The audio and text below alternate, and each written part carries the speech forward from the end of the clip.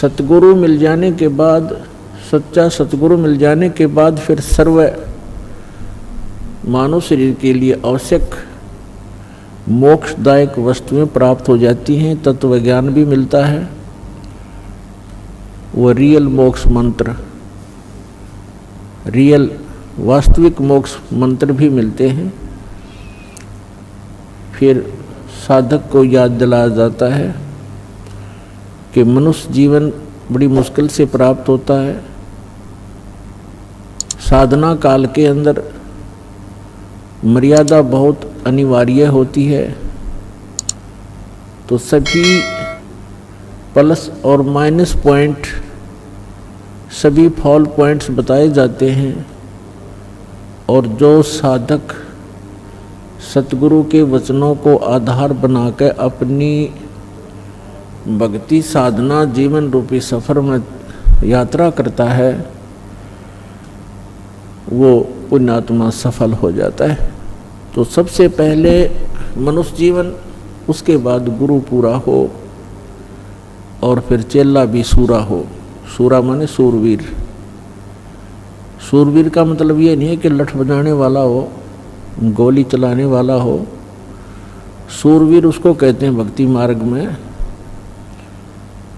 जो संसारिक परंपराओं के सामने हथियार न डाले, क्योंकि भक्ति मार्ग की परंपराएं और समाज जो भक्ति नहीं करते वो व्यक्ति, उनके मर्यादा और परंपराओं में अंतर होता है। और भगत के लिए सबसे बड़ी बात है वो परंपराएं ही हुआ करती हैं। वो परंपराएं जगत के लिए तो ठीक होंगी, लेकिन भगत के लिए वो गलत होती है। इसलिए सभी महापुरुषों ने कहा कि लोक लाज मर्याद जगत की तरण जो तोड़ बगावे। जब कोई राम भक्त गत पावे,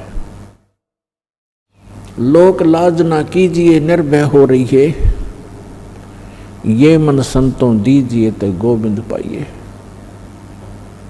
परमात्मा कबीर जी कहते हैं कि कुल करनी के कारण कुल अपने कुल की मर्यादाओं में फंसकर भक्ति मर्यादाओं को खंड कर देने से इस भक्त का जो जीवन वो नाश हो जाता है। उसके लिए परमात्मा कहते हैं कुल करनी के कारण हंसा गया बिगोए। बिगोए माने भक्ति नाश कर ली उसने अपनी, यदि कुल करनी की तरफ, मर्यादाओं की तरफ देखकर। और फिर ये कुल क्या कर लेगा जब तू चार पांव का हो?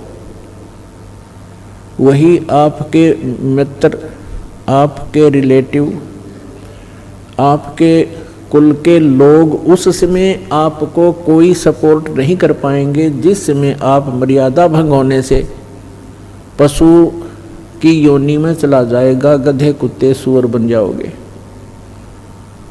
तो परमात्मा कहते हैं कि कुल करनी के कारण अंसा गया बिगो। और फिर ये कुल क्या कर लेगा जब तू चार पांवों का हो? तो पुण्यात्माओं, यदि आपने इस मनुष्य जीवन को सफल बनाना है और युगों युगों से भटक रहे, कष्ट उठा रहे आपके जीव को बचाना है और सतलोक में एक सुखी स्थान, वो अमर स्थान प्राप्त करना है, तो अब सुअवसर है। सब आपको तत्व ज्ञान प्राप्त है, सत मंत्र आपको प्राप्त है।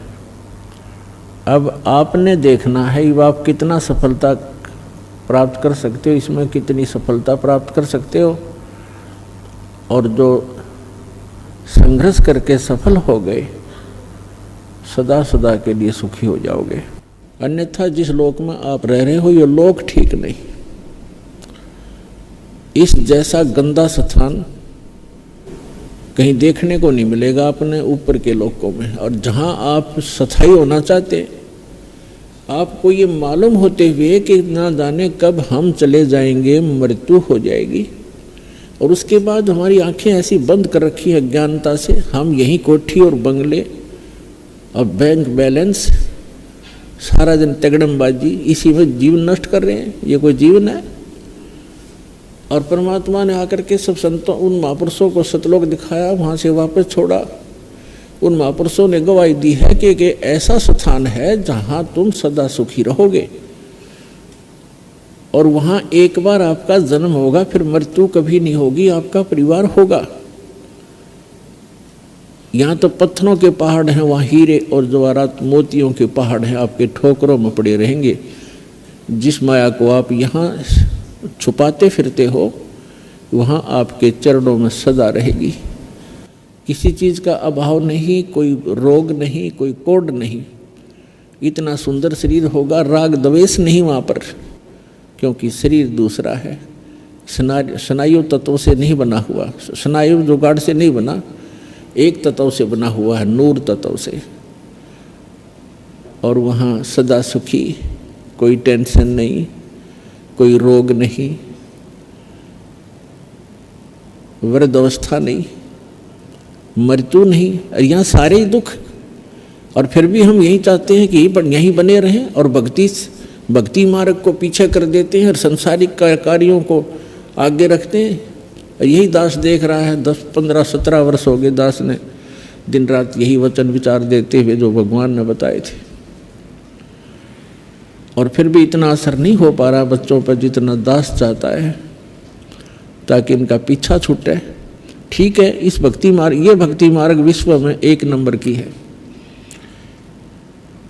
यदि भक्ति करते रहे, पार नहीं होगे, तो यहाँ के सुख भी आपको, ये झूठे सुख भी विश्व में कहीं नहीं मिलेंगे, जो यहाँ से ही प्राप्त होंगे। लेकिन ये सुख सा कुछ नहीं है, चाहे पृथ्वी का राजा बन जावे, चाहे इंद्र की गद्दी प्राप्त हो जाए, अपना जीवन नाश करने वाली बात है।